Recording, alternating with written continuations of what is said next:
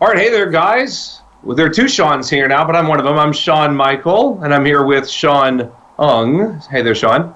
Hey. And we're here to talk Microsoft. So this is our new podcast. This is episode 1 of the Talk Microsoft podcast. It might be a bit of a working title, and if I say podcast when I talk about it, but we're here to talk Microsoft. Huge event. I mean, arguably the biggest event of the year. I know there's an Office event next week, but I just don't think that's going to live up to the Surface Studio announcement. But in any event, so yeah, we're here, we're live or rebroadcasted if you tune in a little bit later here.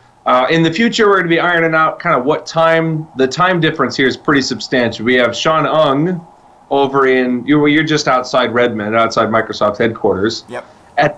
As of today, you're 7 hours behind me because daylight savings time is different in the UK and the US. It starts a couple weeks apart. But pretty soon you'll be 8 hours behind me, or I'll be 8 hours ahead of you. Yes. So we'll iron out when's best for our viewers and when we can actually do it and that sort of thing. But yeah, I'm excited to be here, and we're also excited to welcome a new co-host. Sean has been on the show before multiple times, but Sean, you're a co-host now. You're helping out Win Beta. You're doing the Talk Microsoft show right here. You want to tell folks maybe new to you, or maybe haven't seen you on YouTube or on previous things Win Beta's done, who you are, where you come from, what your background is? Yeah, so some of you guys may have seen me on YouTube. I typically do a lot of tips and tricks on Microsoft devices, Surface Pro. So maybe you've seen me and you don't know that this is who I am. Yeah, so I'm Sean Ong. I do a bunch of stuff. Like I said, YouTube. I also do product development. I also do stuff with energy consulting. I'm kind of all over the place. The most recent thing, I started building robots. So yeah, and now I'm a co-host here on Talk Microsoft. So fun stuff. Well, you can't just say I build robots. Oh, I build robots. I mean, no big deal. What kind of are these? Raspberry Pi? Are they? What are they? Arduino, actually, and most importantly, HoloLens. So it's a robot powered with the HoloLens, a telepresence robot. HoloLens, I guess, was mentioned here, obviously, in this big event. But we can touch on that a bit. But you know what I've always wanted, ever since we saw it, is not the HoloLens itself, though I do want one of those. Yep. But the camera that they use when they're broadcasting that lets the TV viewer see what a HoloLens theoretically would see. Yes. Because it takes away, there's no field of vision issues. It's just everything is holofied. Yeah. And so, like even in this tech demo, that they bring up the sandcastle and the 3D and everything, and you're seeing it through this camera. And they move around, and the guy's stationary, but the camera was running as if they're real. I want one of those. Yeah. You know what? Even when you wear, because you can do shared holograms. If two people have HoloLenses, you can kind of see what each other's seeing.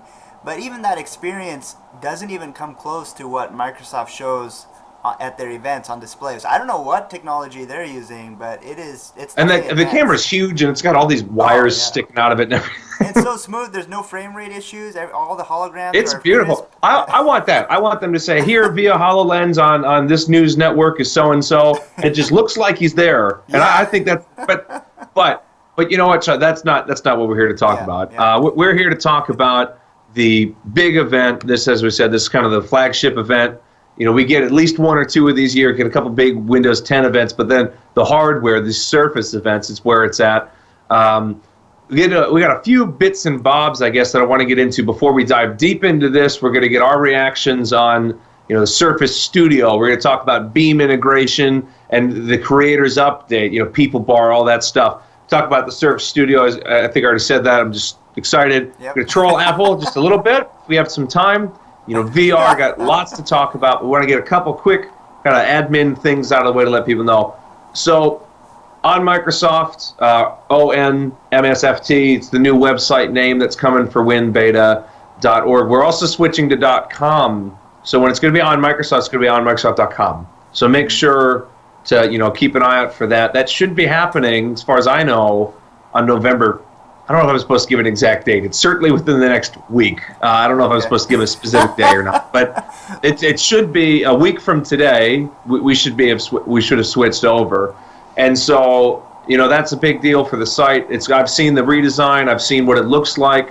You know, I've been there a bit when they were talking about the vision for the site, and I think it's definitely worth checking out. I think that, you know, we're doing different things with the site, and I do like, you know, it's going to be a change. You know, we can see the redesign, we can see what we're going to keep the good coverage, broaden a bit. I'll give you an example. My wife has an Android phone, but it's running like Microsoft almost more than what a Windows phone is. So we're trying to get that whole Microsoft, you know, it's obvious, even these demos, a bunch of those tech journalists were using MacBooks. So if you use Microsoft products, you know, we're going to try to help you out, all that sort of thing. And, yeah, but we're still going to have that core, you know, that obviously Windows 10 users, Windows users for those new updates. That's a big part of this, obviously.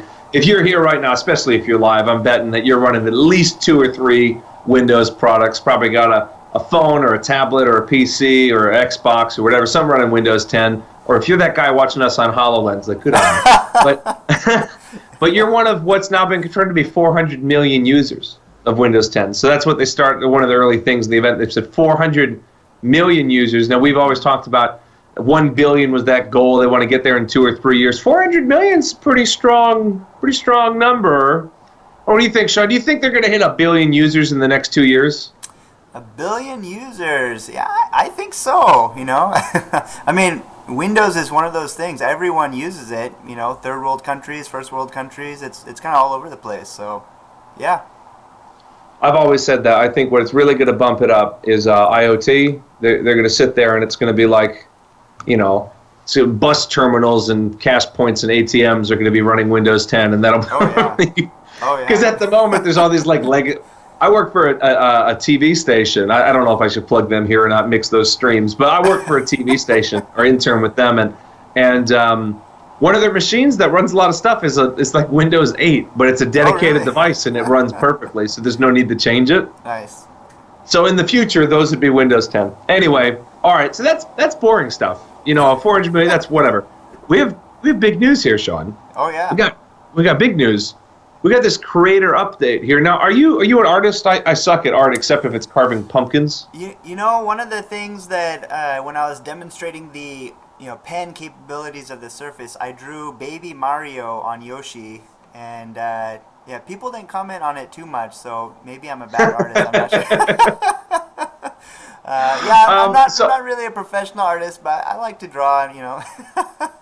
So there are a few things. They focused on 3D at this event.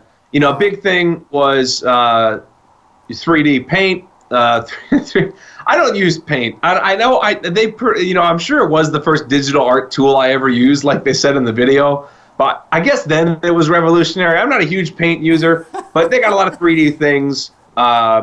They tried to make it. They sell it as like. Let me ask you this, Sean. They kind of said that kids today are growing up where 3D is more natural. Mm-hmm. Like we grew up and we learned 2D digital, and kids today are used to 3D digital. Now I know you have a kid. Do you think that kids growing up today 3D is just more native to them? I think so. You know, they almost expect things to be 3D, and when things are flat and cartoony, they're almost like, oh, this is not legit. You know. When an app is 3-dimensional, then they're drawn to it a little bit more. So I'd say as far as the preference goes, they definitely like 3D more. I used to work at a Build-A-Bear workshop back in the day, and we had a big old touch screen as what part of the thing that they do for their bear. Uh-huh. And kids just like that, just native to touch screens. And I think maybe you're right. I think kids, like you said, they expect it to be 3D, so that could be it. Old people, we got to keep up. You know, I turned 27 I'm an old man. I got to keep up with these kids and their 3D scans from their phones. You know, the other and that was a big deal. Thing is, with the HoloLens, you know, I've let a whole bunch of people try it. You know, my kids, other people's kids, and old people, and you know, middle-aged people. And surprisingly, the kids are always the fastest ones to pick it up, and they totally get it right away, and there's no learning curve at all. They just immediately know what to do, and I'm always amazed. So I think there's something there to be said. You know? Yeah, and they want to get, Microsoft. I think some people. I don't know how many of our fans like Windows Phone anymore. I've used it. I use one now. I'm falling in love with my wife's Android. So, but in any event, they did show off a really cool feature though. And it was displayed on a Windows 10 mobile device. They had a sandcastle there, and she walked around I think it was a woman that was doing that demo. There were quite a few people doing this specific demo, so I apologize if I mixed anyone up. But she walked around with the phone and scanned all the points of this digital sandcastle. She walked all the way around, and then the thing was 3D saved. She could edit it in Paint. I think they did some like touch-ups to make it nicer, but they ended up, I think, putting it in HoloLens, and you could see that, and it was just really, really impressive. And I think the way that a phone on with the camera just made photography just ubiquitous. I think 3D scans, 3D technology being built into devices that people already have or already can use, I think that's the way to go. If you want to get in the front of 3D, just like 360 video needs to be on like YouTube, it can't just be on like some random website. I think if you want to have 3D, you need to put it in the phones in people's hands where they can touch it, they can use it, they can work with it. Absolutely. Yeah, and if you think about it, that technology, the camera that can capture depth, it's already in the Surface Book, the Surface Pro 4 with the Windows Hello camera, and so it's not really a giant leap to start getting those cameras in more devices. No, it's not. I think Microsoft, it's interesting. If you study it long enough, if you watch these Microsoft events and study it, you'll see words or copyrights that they've used, technology that they've bought. And you'll sit there and you'll say, oh, they don't even have those anymore, but they're still using a copyright or something they bought years ago. The Surface Studio uses Pixel Sense technology. Pixel Sense is years ago.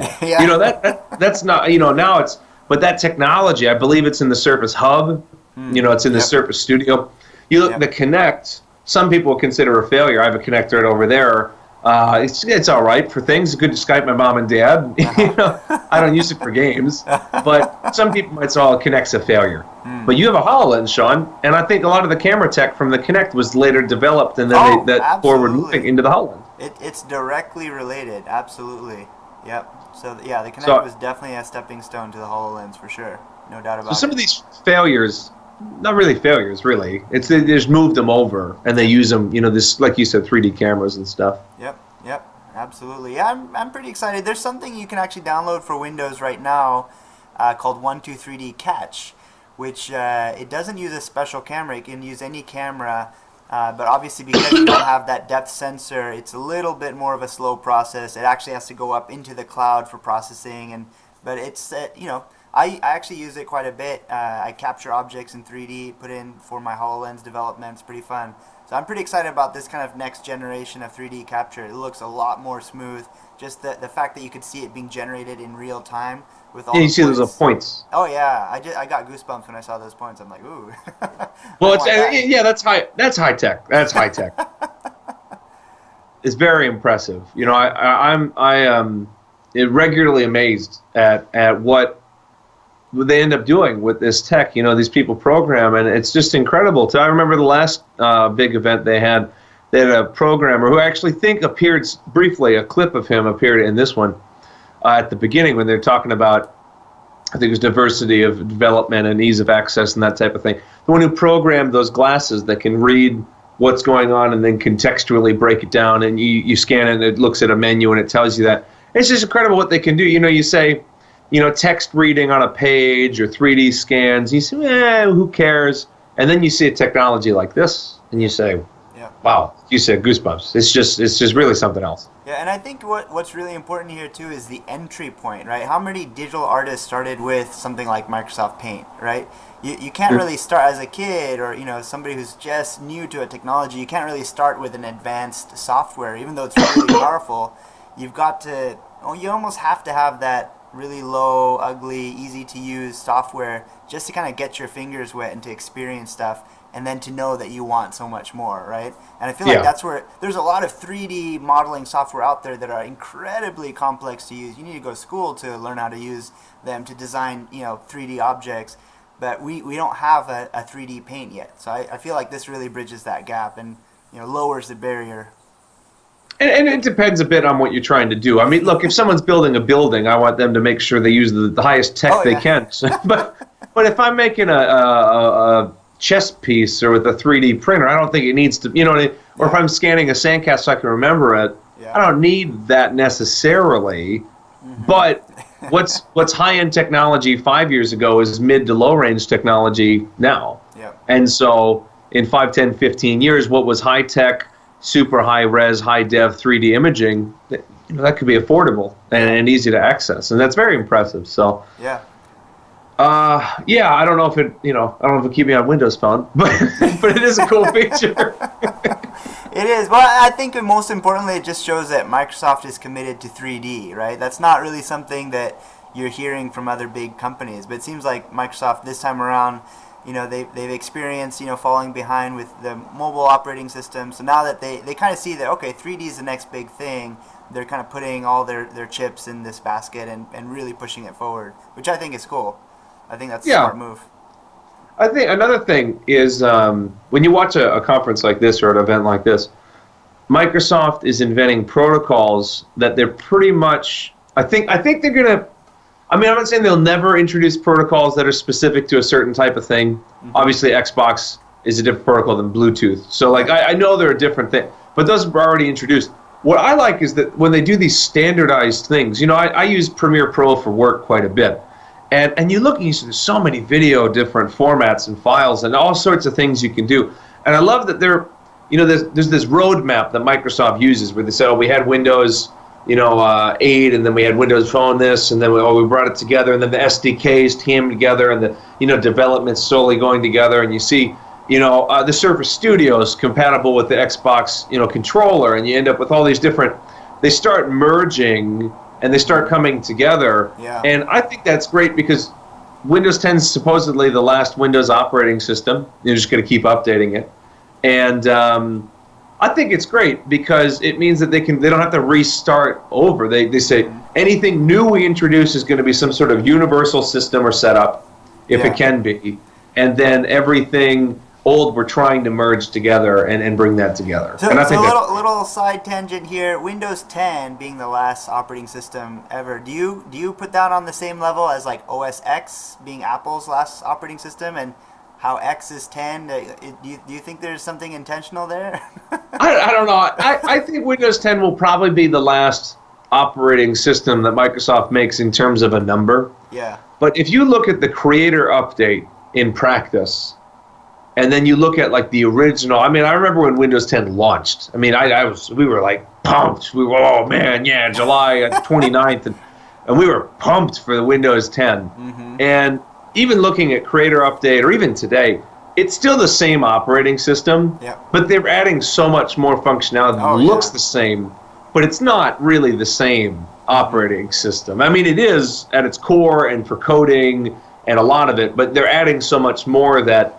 Maybe in the past, once they do a creators update, then they do another one, and Redstone 5 and 20, obviously they'll call them something. There'll be other updates. I think, I think that it'll still be Windows 10, but it'll be leaps and bounds ahead of where it is now. Yep, I agree. So, Sean, you and I actually, I think, have run into this a bit where we message quite a bit. There's a little thing. Creators Update's big. We'll get to the studio in a bit. I'm sure a lot of people are waiting for that. But I was actually, one of the things I was really intrigued by was that People Bar. I don't know if that's the official name. I'm going to call it the People Bar in the Creators Update. Mm-hmm. The first thing I thought was, wow, my taskbar is already so full. But I think that's really neat.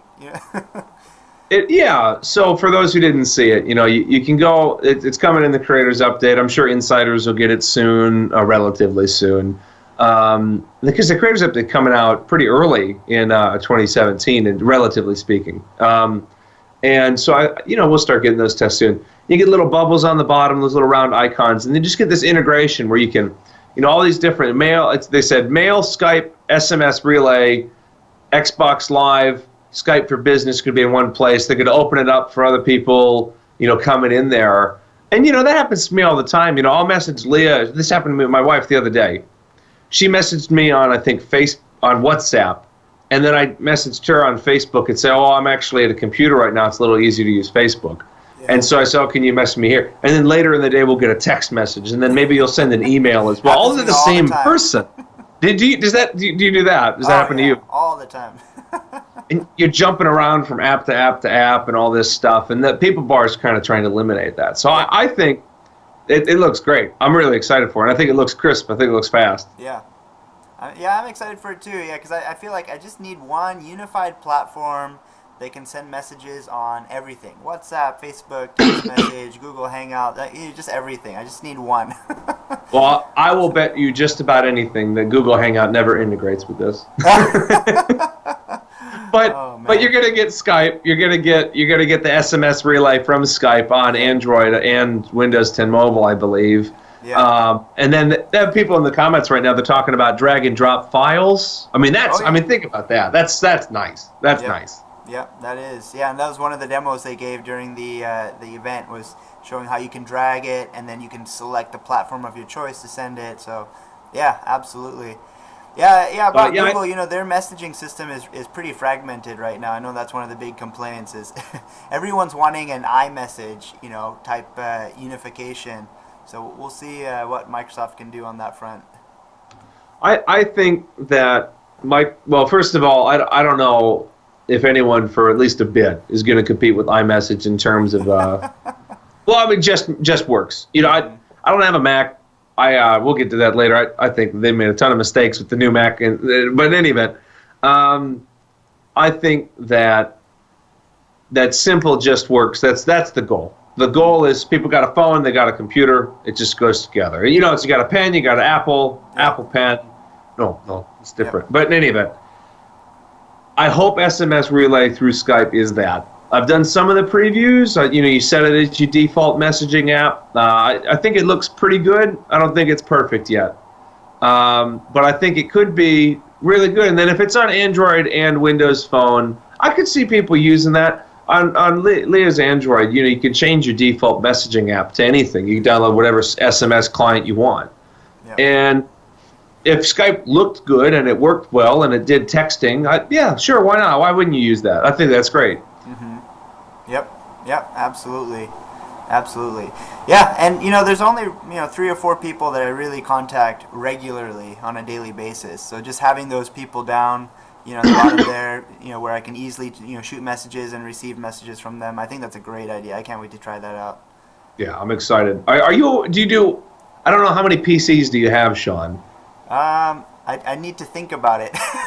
Oh, well, that's probably answering it. Do you have like a dedicated running Insider Builds PC? I've got, my Surface Pro 4, that's what runs the Insider Build, and I'm on the Fast Ring, so I get all the stuff on there.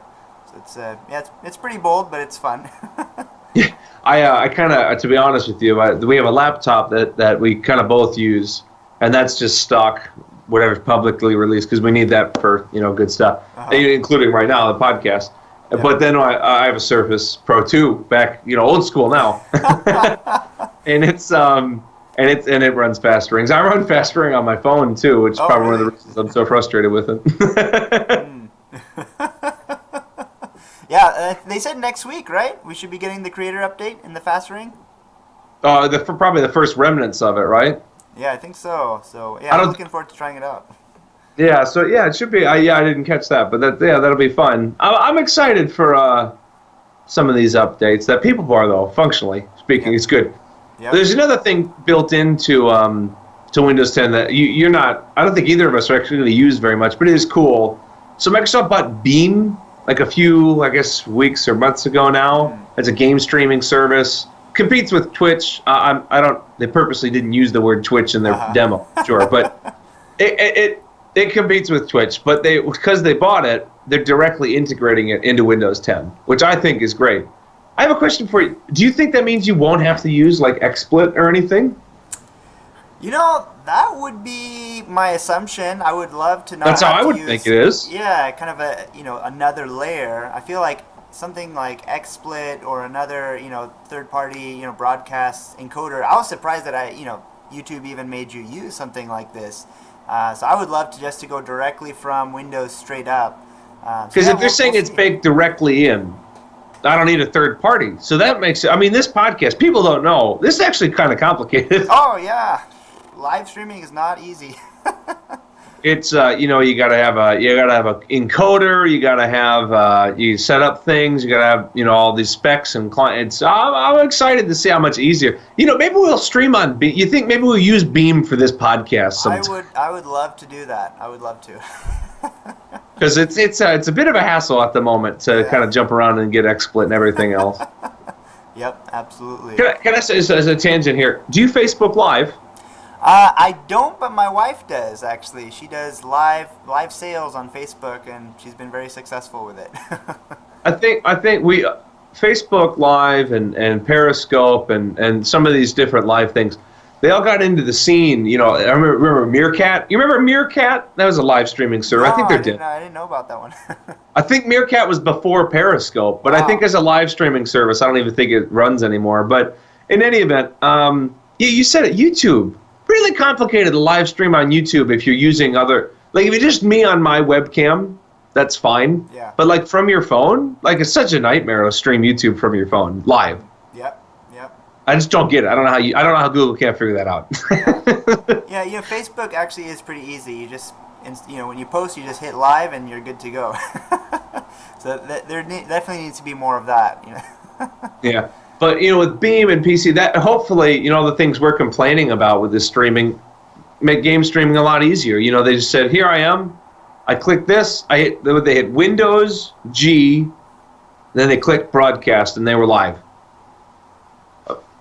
You can't get much. That's 3 buttons, Sean. Yeah. You can't get much easier than 3 buttons, or you'll do it on accident. I think that's what we all need. So I can't wait to try that out. And if it's smooth and it works well, we should totally do the OnMSFT Talk Microsoft podcast on Beam. Yeah, on Absolutely. Beam. Yeah, we'll have to see. We'll have to see how that works. Yeah, it should be fun. And we could play out. Do you play Madden? Madden? No, not really. Oh, what video games do you play? I play some Halo. I've been playing a lot less games lately, but yeah, pretty much. Mostly Xbox One games. Yeah, maybe we'll have to play there, and then on Beam we'll be like Sean's talk about Microsoft and say, no man, Halo, he just got a no scope. We're gonna talk about that. Absolutely. Oh yeah, so no, that's exciting. All right, Sean, do you think we've kept them waiting enough? I think so. I think everyone's really excited to hear about the Surface Studio, right? Up with me, and you'll be. So I have to admit, I watched. Tell them about that world of pure imagination, Sean. Yeah, so I watched the live stream, and I was convinced that a little bit into it, I'm like, well, maybe they're not going to release any hardware today, and they kept talking about Windows 10, which was great. All the stuff that they announced was great. But then when they had Panos come up on stage, I was like, yes, this is it. We're gonna hear some good stuff. And sure enough, we weren't disappointed. We saw some, pretty good upgrades to the Surface Book. But then the big announcement, which was the Surface Studio, which surprisingly got a lot of people excited. I was actually amazed at the response to that. And the non-Microsoft fanboy response to it. Oh yeah. It wasn't just like the key Microsoft sites are freaked out. It was just across the board excitement. Yep. Yeah, I think they were one of the most trending videos on YouTube, the Surface Studio video, which was shocking. I think they've got 10 million views right now or something close to that. Yeah, it's just amazing. Everyone's been talking about it, and I think a few people have some sticker shock too, but for a lot of people, that doesn't seem to be too big of a barrier, which is surprising. Well, here's one of the things that you run into. The Surface Studio is, and actually, let me repeat this back. He basically said, we'll get into this a bit, with the Surface Book, they came out with that new version, or the performance base, right? That's what it was, right? Mm-hmm. Performance base? They put more batteries in it, and they came out with the better graphics, and they kind of beefed it up a little bit. Yeah. Yep. But in any event, he basically said everyone on Earth doesn't need the highest end Surface there is. Yeah. But the Surface Studio pretty much is the highest end Surface there is. I mean, you look $4,000 price tag, but look what it does. Look what it does. It's for a desktop. I wouldn't say everything you would ever want, but it's certainly up there for for certain people. The studio is pretty much flawless, I think, from the look of it. Obviously, we'll have to see it firsthand, but I mean, it's got great specs, great design. What were you most impressed by? I think I was most impressed by, again, this is just opinion, but there's that element of desire that's really hard to pin down. But I saw that, I'm like, I'm not an artist. I'm not really somebody who needs to like lean over my big screen to draw stuff. But I just want this thing. It's like it really, triggered this feeling of like intense desire. Like I need that technology. It was just beautiful. I think the thing that the moment that I was most excited is when Panos kind of turned the Surface to the side, and you could see how thin the screen was. I don't know if you remember Apple when they announced their really thin, Big Mac, the iMac. They announced the Big Mac, the Apple Big Mac. Yeah. But don't worry, it doesn't have any headphone jacks. So in their video, they kind of, they had it, turn, and it was super, super thin, and then suddenly it turned even more, and you're like, oh, that's actually kind of bulky in the back. There's it balloons out in the back. So it wasn't truly that thin. It was just the very edge that was that thin. Right. But the Surface Studio, the whole screen, there's not a bulge in the middle. The whole screen is super thin. And when I saw that, I'm like, wow, like this is revolutionary. Huge screen, very sharp. It's bigger than 4K. It's like 4.5K or something like that. Yeah, they said, it's more than 4K. The Surface team, I think that Panos is brilliant. I really do. I think his whole team is. I think his whole team is brilliant. and you look at their designs, that they've really, that premium look, that Surface silver. Yeah. You want that now. Yeah. And it's they break out that color, that whatever metal it is or whatever, you want it. Yep. And it looks so premium, but it's also functionally premium. Yep. He said the whole thing set up. They put the processing, it's in the base, but it's not like a, big thing. It's not that big, the base. Yeah. And they got the little hinges, and then the screen. Mm-hmm. It comes down. I'm sure for an artist, it's great that you can bring it down and lean it. That zero gravity hinge. Oh yeah. It's great. Yep. Yeah, it's gorgeous. But it just looks like a Surface. It does. Like it just does. I mean, and it's funny. 10 years ago, that would have been a Mac. Yep.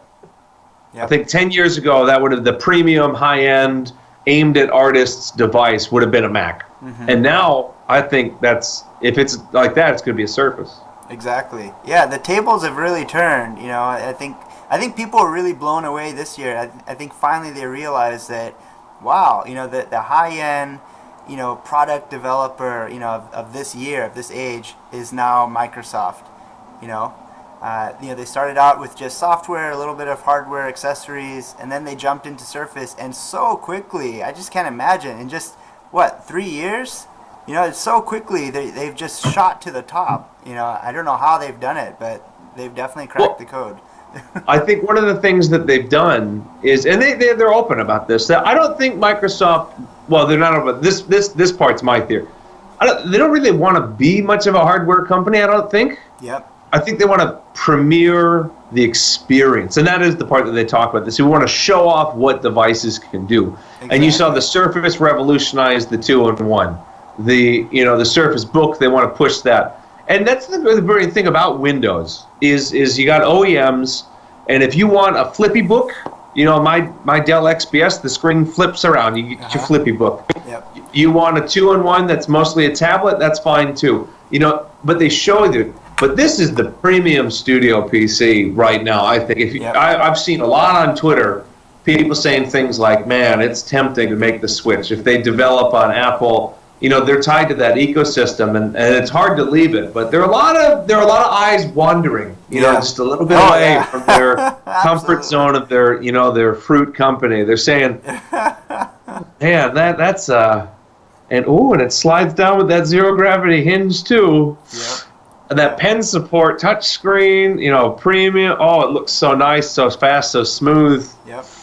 I think it's very tempting for a lot of these developers and a lot of these premium users. I think it's quite impressive. Absolutely, and it keeps to its core Surface roots. I mean, if you think about it, the Surface Pro 3, the Surface Pro 4, it could slide down all the way back. You could do the palm rejection on it. I think that's what Panos was trying to demonstrate when he kind of leaned his whole body over, and it's at its core it is a Surface, but it's a Surface Studio.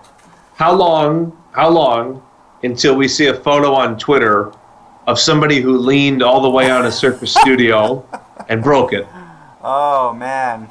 Because I don't think Panos was trying. What was it? What was your? How long do you think? I don't know. Maybe a month. I don't think it would be very long because he did that display and it moved a little bit, and I don't think he was trying. He wasn't demonstrating that it can support a human.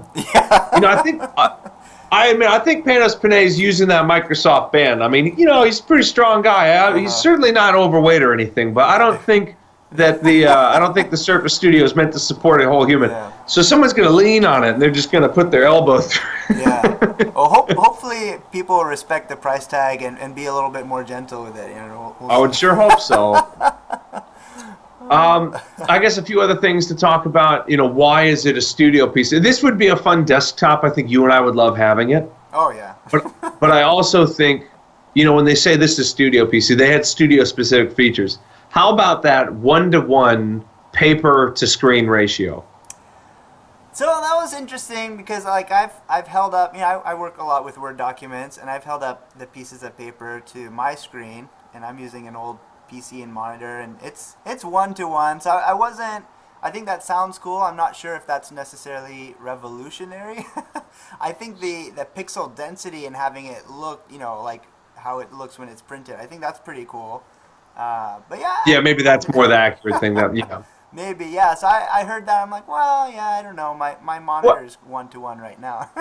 I guess, yeah, that's probably true. Maybe I'm excited by small things. Yeah, I mean it's cool. Don't get me wrong, but yeah, I don't know. I do like when you're writing on paper. I would want it to not fill the page, and then people scale it down. I just think it's studio stuff. It's got the dial. How about the Surface dial? I don't know if I'd ever use that, but for an artist, for someone who's actually using it for real studio work, what did you think of the Surface dial? I think that was great because I've done some stuff with Photoshop and Lightroom and trying to switch between colors, trying to switch between the pen sizes, the eraser, just switching between stuff can be a pain. And so I think having the dial, if it's customizable, I think that'll be key. Being able to customize it to, switch size or colors or features, I think that'll really, really speed up productivity for people. So I think that's cool. Would you rather have a Surface dial or a touch bar from a MacBook Pro? That's a good question. Without actually having experienced the touch bar, I think I would still go towards the Surface dial. Are you a fan of the touch of the what do they call it? The touch bar? Do you think that actually is cool? I don't know. That's really hard to say. I think it's a good feature. I think it's nice to have.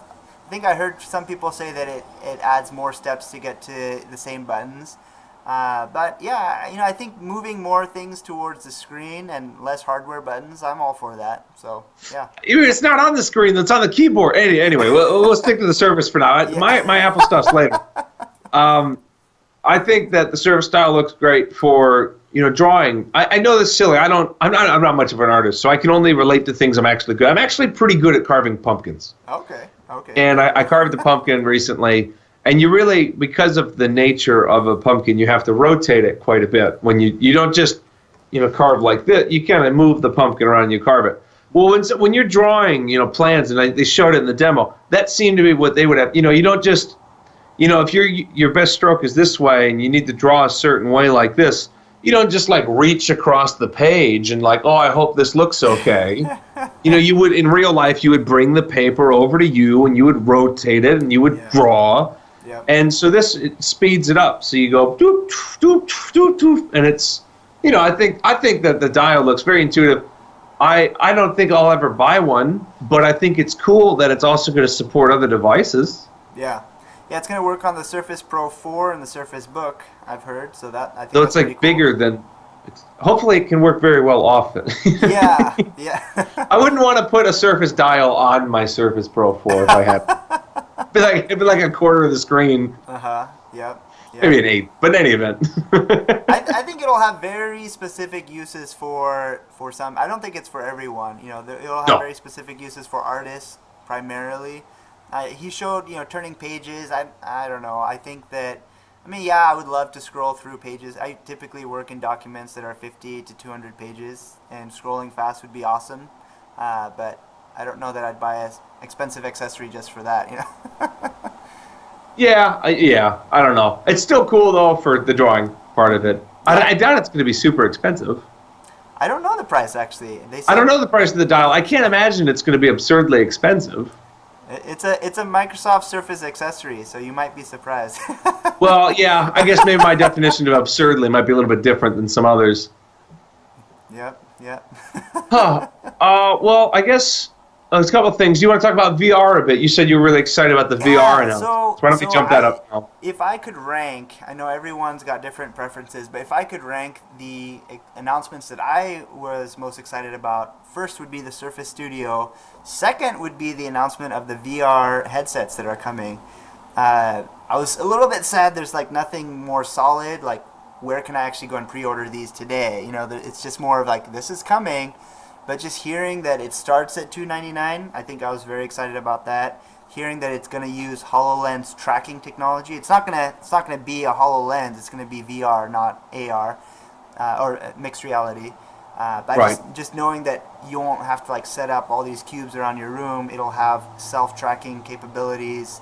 It'll have what they're calling mixed reality on a VR screen. So using presumably the webcam or the camera on the headset, you'd be able to see your environment. So you won't see holograms in your environment, but you'd be able to see a video camera image of your environment.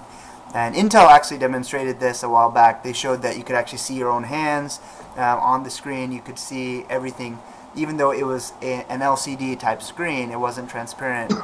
You could still have that mixed reality experience. So I'm pretty excited about that. I think the price point coming down is really cool, and I think that there's going to be a lot of activity in the VR space.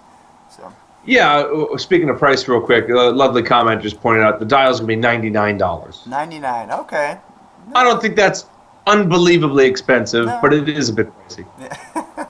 Anyway, but to your VR point, yeah, I think, like we said, the technology from 5 years ago that was through the roof price-wise is going to come down and then improve as well. I think it's great. This is, again, one of those Microsoft having a technology and then using it in multiple spaces to accomplish different things, but using the same core technology so that as it develops, it gets better. Yep. And I think VR is great. We won't be far, Sean. We're going to do the podcast from VR headsets, potentially through Beam. So, and it'll look like you and I. Well, it'll look like we're in a room talking to each other. I was considering wearing my HoloLens today and streaming my view, and that way I could put emojis on your face whenever I felt like it. But just decided maybe it's a little premature for that today. So yeah, I think that it's. Have you seen the movie Kingsman? Kingsman. Is it an old movie? No, it's. There might be an old version because I do think it's based off a comic book. But no, this was. I think. Was it the spy movie? Yeah, the spy movie. Yeah, I did see that one. I actually really And they had that meeting one. where they're all wearing the glasses and they sat around a round table. Uh-huh. Yeah. That'll be us. Yes. That'll be us with our VR headsets. Absolutely. I can't wait for that. Yes. So, no, but I do think it's cool, and I think it'll be great. I can't wait to see what developers do with it. What developers make 360 videos already cool. But you think I still want laser tag with augmented reality, and you can do that with VR somewhat if you have a safe room to do it in. Yep. The Void. Have you heard of the Void? No, what's that? Oh man, you need to go and watch their promo video. It's for VR. It's this giant warehouse full of props, and when you put on the VR, everything gets skin. It can look like a jungle. It can look like a fantasy world, a castle, whatever you want. And you go and you laser tag with people. It's pretty cool. Why am I not there right now? I have no idea. I know they're building one in Seattle, so as soon as it opens, I'll be first in line. How many podcasts do I have to do before I can afford to go to this place? Well, maybe there'll be one coming near you. You never know. I doubt it. We still don't even have a Windows store. Well, of course, yeah, but no, that's pretty fun. I think it's great. I think VR is great. Like you said, the price coming down, that's excellent. Yeah. And it gives competition. They listed all those OEMs that are going to be making that's great. I love the competition because it brings price down and increases feature diversity. Yep, absolutely. Yeah, and I think the third-party actual HoloLens type devices with the transparent displays, I think those are coming, but not at first. What I was a little bit bummed about is when I heard that with these VR headsets that were announced, you still have to be tethered to your computer. It's not wireless like the HoloLens is. Yeah. I think for me that's almost a deal breaker if it has to be tethered, because then you can't go anywhere you want to, or you have to like carry around a laptop with you. Yeah. Well, here's a question for you. Mm-hmm. Because the HoloLens is a fully independent PC, could you plug your VR headset into your HoloLens? Oh man, I don't think so. maybe they'll do it someday. We'll have like a blaster shield that you put over the HoloLens, and that turns it into full VR. Oh yeah, you can actually do that right now. If it wasn't for the limited field of view, you could actually, if you cover the whole HoloLens or put a sheet on it, it becomes a VR headset. See, perfect. That's what they need. They just put them together. They say VR, AR. Now kiss. Yep, exactly. I think in the future, that's what things will go towards. It'll be both. It'll be VR and AR. We'll see. That might be, 3 years away. Yeah. Let's see here. Well, you said you were a bit bummed about that. I actually agree with you. I think that I understand why it has to be like that, especially with the price point, that sort of thing. You can't shove a full VR-capable PC on your head, make it comfortable, for that price. I understand that. But you mentioned you were bummed. What else are you disappointed about, or so maybe some things you wanted to see that you didn't see at this event? Was there anything that comes to mind? Well, so I was actually really hoping for another HoloLens update. I was secretly hoping, I know this was ambitious, I was secretly hoping for a much lower priced HoloLens with a bigger field of view, kind of the HoloLens for everyone, but we didn't quite get that yet, and I know it's still alien technology in a sense, so we can wait a little bit longer, but I was secretly hoping for something on that front. Although I did hear somewhere on the news that we be getting some sort of HoloLens type announcement in December, so I guess we still have a few more months to hold out before the year's up. Yeah, it could be. Yeah, I think it's maybe we'll have something to do over Christmas. I think that, let's see here, some people really wanted to see a Surface Pro 5. I think we knew beforehand that wasn't happening. Yep. Surface phone?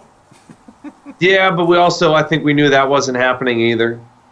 I don't think that's ever happening. Do you think that's something that would happen? Yeah, I think it'll happen maybe next year. Okay. When I watched this, I watched pretty much almost the entire event again today, or actually today was the first time I watched through all of it because I was at work last time.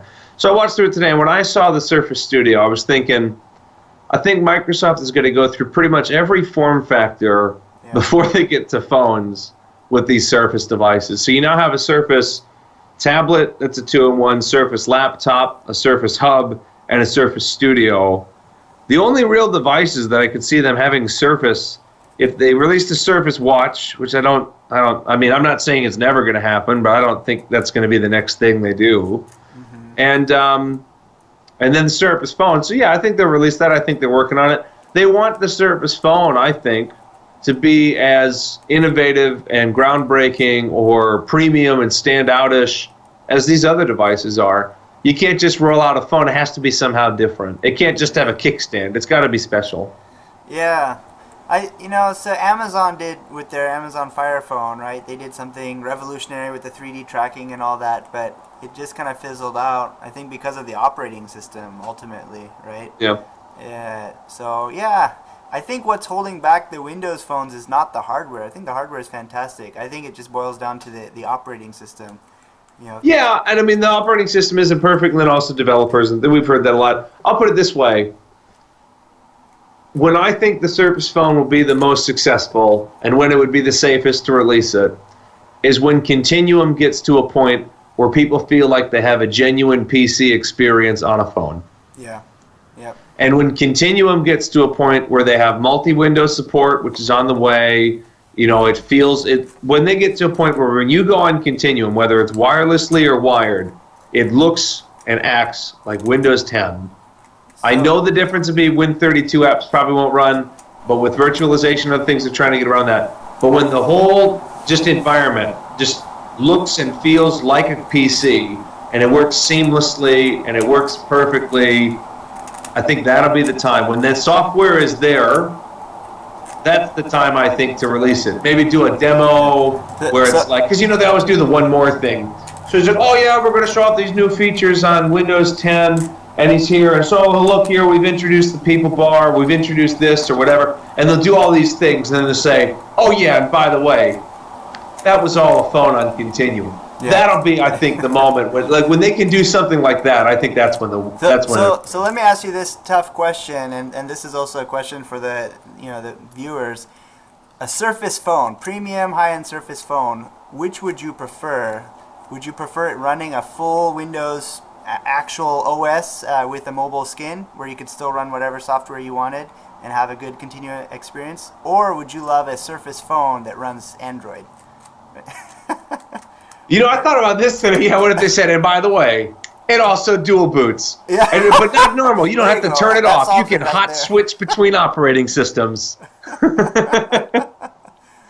I would buy a phone if it was premium and you could jump back and forth between Android and Windows Phone without having to reboot it or anything like that. I would certainly consider buying that. Everyone would buy that phone. I would buy that phone. If it was if you could it would basically be when you needed to be Continuum, you'd be on Windows, and then all other times in my life it would be Android. I would totally buy that phone. People hate Android. I don't get it. I really like the new Android phone we got. I just don't get why people hate it. Well, it looks like we're getting a lot of comments that says no Android. So I know it's customizable. It's easy to use. It works well. It actually has apps. But in any event, yeah, that's a fun question. Would you rather have a dual boot? Would you say dual boot, or obviously not going to be Android only? So can we say dual boot? As soon as you say dual boot, Android and Windows, and that's kind of the no-brainer, right? Yeah. Or would you have, yeah. I don't know. Yeah, I think I'd want that. I don't think you can just have Android, though. I would definitely like to see... I think I'd be very interested in a phone that ran full Windows, but with a mobile OS, but where I could switch back to Windows anytime I wanted to. Maybe we'll get... You know how now on Windows 10 there's PC mode and tablet mode? Yeah. Maybe there'll just be like a third toggle, phone mode. Phone mode, yeah. I'd be all over that. I would have just a phone that's also my PC, that when I plug into a monitor, it's my full PC. There's not even a continuum. It's just, that is my Windows 10 PC. And when it's undocked from the monitor, it's in mobile mode. Yeah, I would love something like that.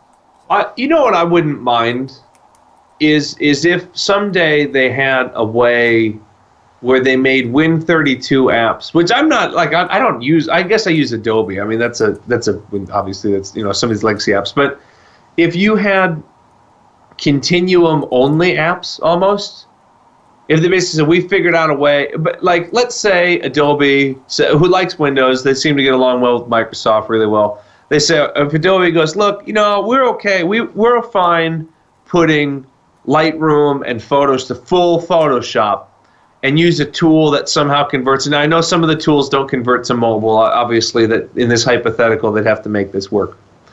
I would be okay if they said, we'll make this, but the only way you can use Lightroom is when your phone's in Continuum. Because I'm not going to be using Lightroom on a phone anyway. Yeah. You'd have a hard time. Right? I mean, I don't know. I mean, maybe like a mobilized version, but that's what Facebook or Photoshop Express is for. So yeah, if you had I would Continuum only or something like that. I think a Surface device needs to do something that the HP Elite X3 doesn't. I guess that's what I'm trying to say. Yeah, yeah. Because the HP Elite X3 is a premium Windows phone, and a Surface phone would have to do something else. Yep. Absolutely. Was there anything else from the event, from the Microsoft event, that you want to chat about? Well, we ran about Apple for a minute. Let's see. We've covered quite a bit, actually. I think we've covered almost everything, right? I'm sure we've missed something. I think we got most of the key talking points, though. Yeah. All right. Now, before I get to this, sometimes I can do this. I don't want to go full rant mode if you're in love with it. Well, what did you think of the Apple event? How would you compare it to Microsoft's event? So to be honest, I didn't watch the Apple event, but when I saw the news headlines, I was really like, was that it? Is that all they? So I guess I was it was a little bit too boring that I didn't even bother going to watch the event. Yeah, I didn't watch the event either. I've watched the recaps and things. Or I've seen the coverage. To me, I'll put it this way, and I've read articles, so I'm sure some of this influence. I think it was Engadget had this great article breaking it down. I tweeted this either the day it happened or the day after it happened. Apple used to be a yacht. It was expensive, but it was sexy. It was sleek. If you want to make it some sort of speedboat yacht or whatever, it was fat, whatever. It's there. And you go, and it's got this full experience, and you're, oh, yeah. And you're in this, like, rich ecosystem. You say, I have a yacht, and then I have a plane, and it worked well together with my Ferrari. And the Apple was like that. That was Apple. And now it's like, well, they still have, the car is nice. Of course, they might actually literally make a car, so maybe this analogy goes away. But, like, like the iPhone is nice, sans the headphone jack, which is sans a headphone jack. It's a nice phone. I'm sure it's wonderful hardware-wise. The camera's probably great. A Mac by itself, I'm sure, is wonderful. I'm not trying to say that it would be stupid for me to say Apple makes bad hardware, or that they don't know how to do things. Like, they're a good company in many ways. Mm-hmm. But I'm just so confused. If you had to get an iPhone, if you're fully in the Mac ecosystem, which Apple more than anyone else is about a closed ecosystem, Sean, right? Yep. If you have an Apple TV, you need to work with this. If you want to use iMessage, you got to have an iPhone and a Mac. If you want to use these services, you got to have Apple. And then if you got an iPhone 7 and you're a Mac head and you have a MacBook as well, your earphones don't work with the MacBook Pro that they just announced. Mm-hmm. Yeah. Because they have Lightning headphones, but there's no Lightning jack in the thing. It doesn't make sense. But there is a headphone jack. So if you have headphones for your laptop, you have to carry around 2 pairs of headphones. Yep. And then they don't seem to, and I saw that before, and I completely agree with it. They removed the function keys and the escape key. Yeah. And replaced it with this touch bar. I don't understand who that's for. Let me put it this way. Do you think pro users want a touch bar over function keys? People who are really kind of set in their ways and they're power users, especially like people who do Excel and other stuff, they're touching those function keys all the time. That's what I mean. This is if you're using, it is the Pro that has the touch bar, right? Yeah. It's not a MacBook regular that has the touch bar. It's a MacBook Pro, right? Yep. So I don't understand why wouldn't you cater that to power users? That's a good question. Yeah, if saw it was the MacBook regular, I saw a meme. What was that? I saw a meme online that said it just works. It was kind of sarcastic, and it showed the MacBook and it showed the earphones and it showed all these wires everywhere and like adapters and everything that you and need 20 dongles. I'm like, oh, okay. That looks like. I saw this tweet. I think this tweet. It said like how many like Apple now sells like a ridiculous amount of official dongles. I think even plugging in. We talked about this on Twitter a bit. Plugging in an iPhone 7 into a MacBook Pro, I think actually takes a special cable that costs like $25 and doesn't come with either device. Yep. So yeah, Josh, I think you just hit the nail on the head. He said it's because Apple does not want to put a touch screen in the Mac. And I think that's exactly what it is. I'm sure others said it as well, but Josh, you summarized it really well. They don't want to make OS X touch optimized. I think they want to keep touch away from the Mac. And so they're going to put touch screens on it. I wouldn't be surprised if you start seeing side touch screens. Maybe they'll have a mouse with a touch. They'll put a touch screen everywhere but the screen. Yeah. And that Mac. So I don't get what they're doing for their pro users. And isn't that Mac's fan base? It is. Yeah. Yeah. Like Windows, it's oversimplified, but Windows is like for everyone, from cheap to whatever. And then Mac was like, I'm a creator, I'm going to use Apple. Yeah. But, yeah, it's just not... You know what I mean? To me, if you're going to cater to pros that create things, then you should make devices that are good for creating things and working with pros. Yep. Yeah, I think a lot of it has to do with the fact that Steve Jobs isn't there anymore.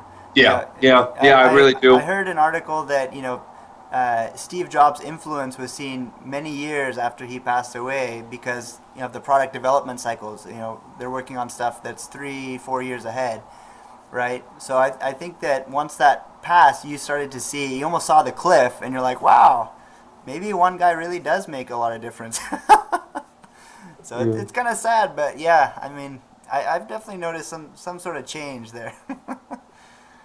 Yeah, I mean, like I said, I have coworkers that use MacBooks. I have many friends with iPhones. I think on their own they can be great. I have a friend, actually, we talked about this today, and we should probably wind down because we just hit an hour, but Okay.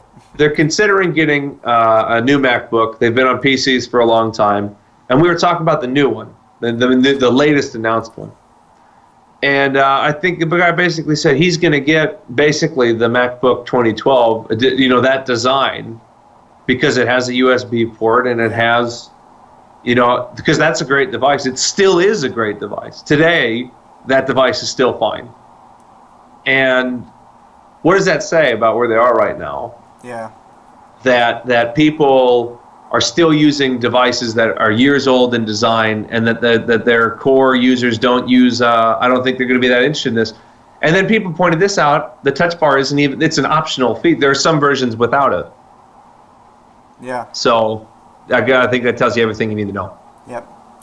Yep. Anyway, go ahead. No, that's good. We're out of time, so go ahead. I think that's a lot of Apple, but this has been Talk Microsoft, not Talk Apple.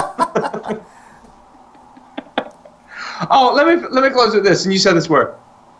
Microsoft has stolen the whole innovation thing, right? They're the better at that. They're best at that. It's not even close.